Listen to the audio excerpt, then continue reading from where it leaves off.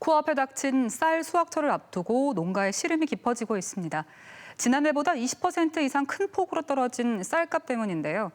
농민들은 쌀 소비량이 주는 것도 문제지만 정부가 제때 쌀을 매입하지 않은 게 쌀값 폭락의 원인이라며 가격 안정화 대책을 촉구하고 나섰습니다. 윤웅선 기자입니다. 논산의 한 양곡처리장. 800kg 대형 마대에 담긴 쌀들이 창고를 가득 채웠습니다. 다음 달이면 올해 햅쌀 수확이 본격적으로 시작되는데 지난해 생산된 쌀들이 아직 판매되지 못해 재고로 남아 있습니다. 지난해 유난히 작황이 좋았던 탓에 쌀 수확량은 크게 늘었습니다. 하지만 쌀을 덜 소비하는 식문화가 자리 잡으면서 1인당 소비량은 수십 년째 계속해서 줄고 있습니다. 러시아 우크라이나 전쟁 이후 전 세계적으로 곡물 가격이 상승하는 와중에도 수요 공급이 맞지 않는 우리나라 쌀은 지난해 대비 가격이 20% 넘게 떨어졌습니다. 인건비 상승, 인력난 있죠? 기름값, 비료값 거의 2배 올랐습니다. 모든 것이 농약값, 농자재 30% 올랐어요.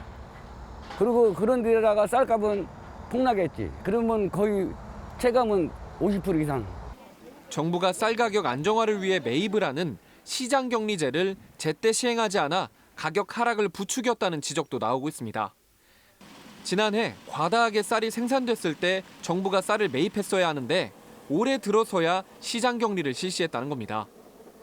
때문에 일부 정치권과 농협 등에서는 쌀 생산량이 수요량을 3% 초과하거나 쌀값이 5% 이상 하락하면 정부가 의무적으로 매입하는 자동시장격리제를 법제화해야 한다고 지적하고 있습니다.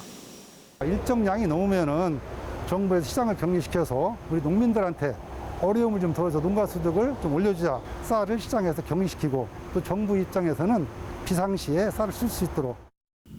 90%에 달하는 쌀 자급률은 낮추고 다른 작물 재배를 늘려 20%에 불과한 전체 곡물 자급률을 높여야 한다는 분석도 있습니다.